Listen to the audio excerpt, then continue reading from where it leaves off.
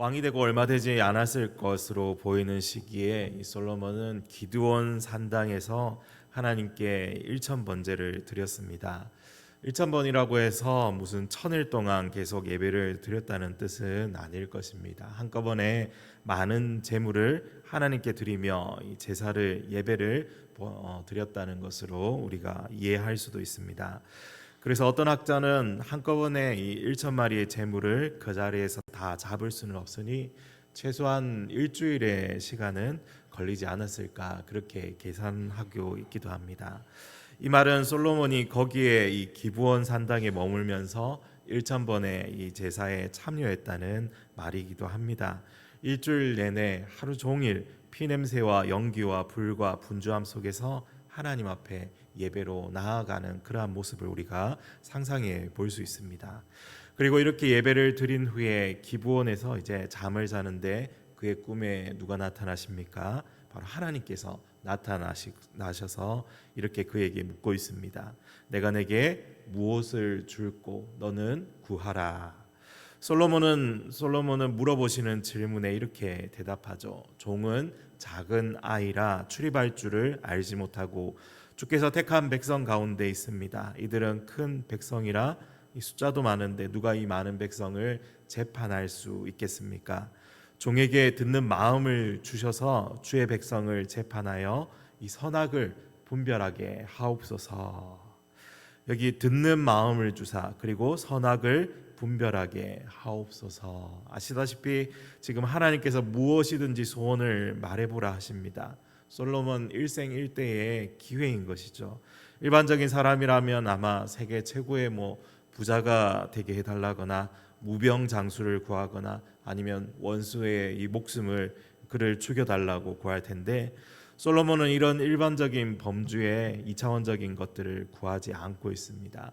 그래서 오늘 본문 10절에서 보시면 하나님께서 솔로몬의 대답을 흡족해 하시고 무척 마음에 들어 하시는 장면이 나옵니다. 10절 말씀에 솔로몬이 이것을 구하매 그 말씀이 주의 마음에 든지라. 솔로몬이 무슨 다른 물질적인 것이나 자기 욕망에 기초한 것들을 선택하지 않고 무엇을 구한 것을 우리가 봤습니까? 바로 듣는 마음 그리고 선악을 분별하는 지혜를 달라고 구한 것입니다. 여러분 왜 그렇습니까? 여기에 왜라는 이 솔로몬의 마음속 동기가 아마 중요할 것입니다.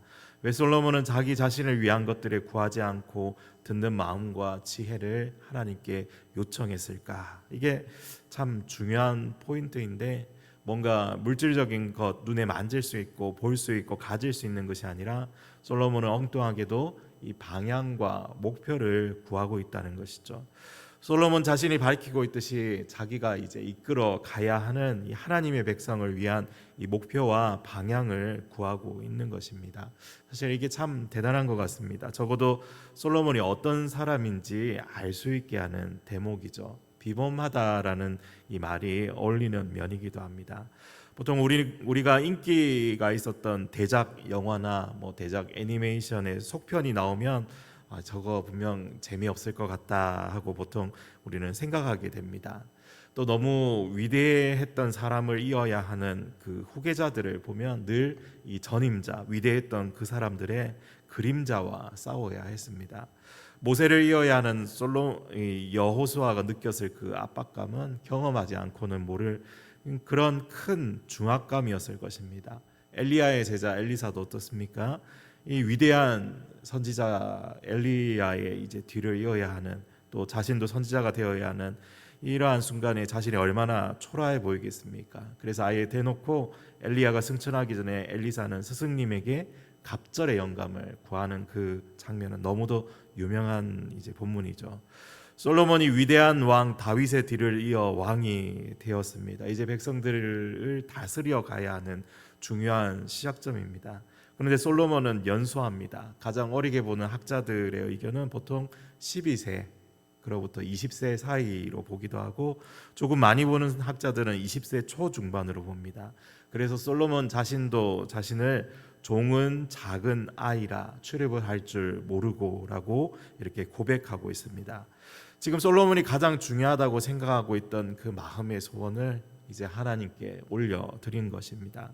왕이 되어 백성들을 위해 송사를 듣고 분별하는 이 지혜를 구하였습니다. 오래 사는 것도 부자가 되는 것도 원수의 생명을 멸하는 것도 구하지 않았기에 오히려 하나님께서 놀라워하시고 기뻐하셨던 것이죠. 솔로몬이 구한 것을 우리 주목해 보면 듣는 마음과 지혜입니다. 이 듣는 마음, 지혜를 통해 하나님께서 맡겨주신 일을 잘 하고 싶었던 것이죠. 하나님께서 맡겨주신 이스라엘을 잘 다스리고 그들이 행복하게 살 수 있는 나라로 함께 살아가기를 원하는 그러한 마음이 그 속에 있지 않겠습니까? 하나님께서 그의 이런 소원을 듣고 그래서 기뻐하셨던 것입니다. 이 어린 왕이 기특한 것이죠. 그래서 하나님께서 그가 구하지 않은 것도 다른 것도 주시겠다고 이렇게 약속하십니다. 다른 것이 무엇입니까? 부귀와 영광과 명성이었습니다. 그 누구도 이 솔로몬과 같은 이가 전무후무하겠다라고 하나님께서 이렇게 약속을 주셨습니다. 사랑하는 성도 여러분, 오늘 이 새벽에 우리는 무엇을 기도하며 무엇을 구하며 하나님 앞에 나아가시겠습니까? 신약 성경에서 예수님께서 우리에게 나침반과 같은 말씀을 주셨습니다. 너희는 먼저 그의 나라와 그의 의를 구하라. 그리하면 이 모든 것을 너희에게 더하시리라. 이 모든 것의 정체는 무엇입니까? 앞에 설명이 붙어 있는데 무엇인가 하면 너희에게 있어야 할 모든 것이라는 것입니다. 그래서 다시 이 말씀을 생각해 보면 너희에게 있어야 할 모든 것도 내가 너희에게 주리라고 말씀하는 것입니다. 그러니까 너는 먼저 무엇을 구하라고 하십니까? 하나님의 나라, 의를 구하라. 이게 우리가 살아갈 모습, 우리 기도의 가장 우선순위라고 그 방향과 목표를 제시해 주신 것입니다.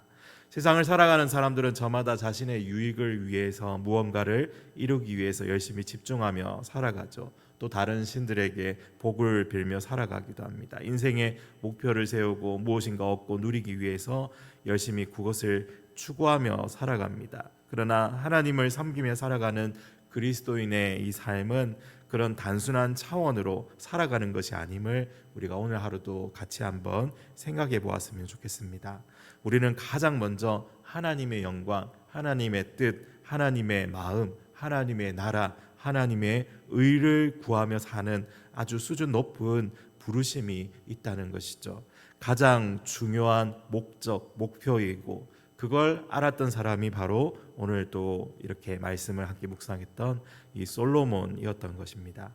그가 가장 먼저 우선순위로 하나님의 백성을 위한 지혜와 분별력을 구하였듯이 우리 역시 하나님의 나라와 영광을 가장 먼저 구하며 살아가는 이 삶을 살아가야 한다는 사실을 오늘 짧은 본문 안에서 우리가 또한 묵상해 볼 수 있는 것입니다.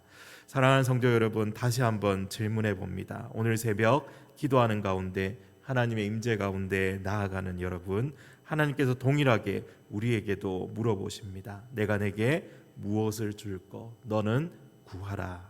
여러분은 무엇이라고 대답하시겠습니까? 가장 가치 있는 것, 가장 고귀한 것, 가장 소중한 것을 먼저 구해야 하지 않겠습니까? 그리고 그렇게 가치 있는 것을 구하였을 때 하나님께서 다시 한번 이렇게 말씀해 주실 것입니다. 그 외에 너희에게 필요한 이 모든 것도 너희에게 더하리라. 이것이 오늘 성경이 말씀하는 지혜로운 자의 모습입니다. 사랑하는 성도 여러분, 오늘 하루도 주님을 기쁘시게 하는 것이 그것을 가장 먼저 구하며 나아가는 이 기도의 시간이 되어지기를 간절히 소망합니다.